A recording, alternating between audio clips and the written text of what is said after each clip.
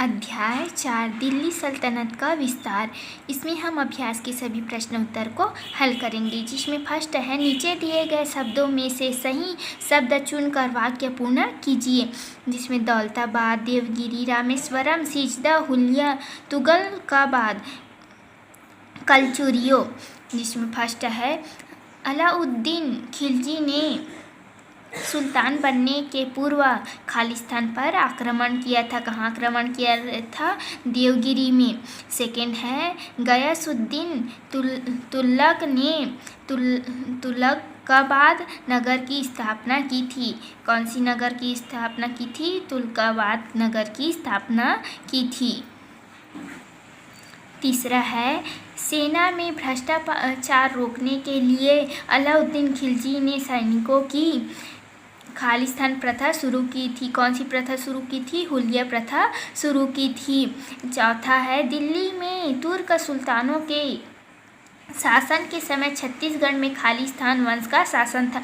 कौन से वंश का शासन था? कलचुरियों का। पांचवा है मोहम्मद बिन तुगलक ने खालिस्तान को नई राजधानी बनाया। किसे नई राजधानी बनाया? दौलताबाद को नई राजधानी बनाया। सेकंड, प्रश्नों के उत्तर दीजिए। प्रश्न पहला है कैकुबाद के बाद दिल्ली का सुल्तान कौन बना? उत्तर, कैकुबाद के बाद जलाउद्दीन खिलजी दिल्ली का सुल्तान बना। सेकंड है तारिक ए किरोज शाही के लेखक कौन थे? उत्तर, तारिक ए किरोजा शाही बरनी नामक इतिहासकार ने लिखी। किसने लिखी? बरनी नामक इतिहासकार ने लिखी थी। तीसरा है सेना में घोड़ों को दागने की प्रथा किसने शुरू की? उत्तर है सेना में घोड़ों को दागने की प्रथा अलाउद्दीन खिलजी ने शुरू की थी। किसने शुरू की थी? अलाउद्दीन खिलजी ने शुरू की थी। प्रश्न चौथा है मोहम्मद बिन तुगलक ने चांदी की जगह किस धातु के सिक्के चलाए? उत्तर है मोहम्मद बिन तुगलक ने चांदी की जगह कांसे के सिक्के चलाए। कौन से सिक्के चलाए? कांसे के सिक्के चलाए मोहम्मद बिन तुगलक ने। पांचवा है अलाउद्दीन के शासनकाल में किसानों को कितना लगान देना पड़ता था? उत्तर है अलाउद्दीन के शासनकाल में किसानों को अपनी उपज का आधा हिस्सा लगान में देना पड़ता था।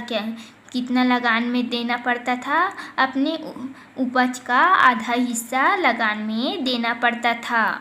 प्रश्न छठवा अलाउद्दीन ने बाजार को नियंत्रित करने के लिए क्या क्या कदम उठाए? उत्तर है अलाउद्दीन ने बाजार को नियंत्रित करने के उद्देश्य से सभी सामानों की कीमत तय करके ऐलान कर दिया कि जो भी व्यापारी उससे अधिक कीमत लेगा या सही वजन से कम तौलेगा तो उसे कड़ी से कड़ी सजा दी जाएगी। साथ ही साथ सभी वस्तुओं के बाजार को नियत स्थान पर रखा जाए ताकि मूल्य को नियंत्रित किया जा सके। प्रश्न 7 मोहम्मद बिन तुगलक की प्रमुख योजनाओं का वर्णन कीजिए। उत्तर है मोहम्मद बिन तुगलक एक विद्वान, महत्वाकांक्षी और दूरदर्शी शासक था। उसने बहुत सी योजनाओं को लागू की जिसके कारण इतिहास में उसका नाम प्रसिद्ध हो गया। मोहम्मद बिन तुगलक की दो प्रमुख योजनाएं हैं। पहला, दक्षिण में देवगिरी दौलताबाद को अपनी राजधानी बनाना। क्या करना? पहला, दक्षिण में देवगिरी दौलताबाद को अपनी राजधानी बना और दूसरा, चांदी के सिक्के की जगह तांबा मिश्रित कांसे के सिक्के चलाना।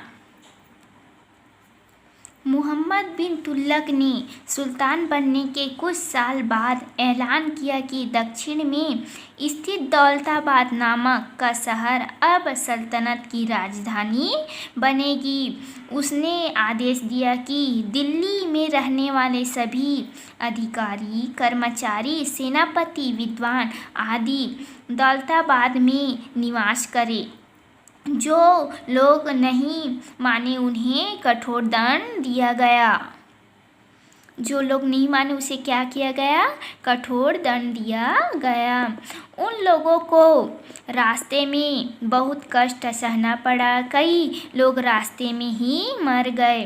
दौलताबाद में रहना बहुत से लोगों को पसंद नहीं आया, किंतु दिल्ली अभी भी प्रशासन व सेना का केंद्र बना रहा। फर्क इतना था कि अब शासन के दो केंद्र बन गए, उत्तर में दिल्ली और दक्षिण में दौलताबाद। इससे लोगों को बहुत परेशानी हुई। प्रश्न 8, अलाउद्दीन ने लगान व्यवस्था में क्या सुधार किया? उत्तर है, अलाउद्दीन ने तय किया था कि किसान अपनी उपज का आधा हिस्सा लगान के रूप में देंगे। अलाउद्दीन ने उस समय प्रचलित छोटे छोटे करों को हटाकर केवल भूमि कर और चराई कर लेने का निश्चय किया, जिससे किसानों पर ज़्यादा बोझ नहीं पड़ा। अलाउद्दीन के समय से पहले के राजा और मुखिया ही किसानों से लगान इकट्ठा करते थे, लेकिन अब सुल्तान के अधिकारी खुद किसानों से लगान वसूल करने लगे। इससे किसानों को राजा व मुखिया के द्वारा मनमाना कर वसूल किए जाने से मुक्ति मिल गई तथा अलाउद्दीन व किसानों के बीच सीधा संपर्क स्थापित हो गया।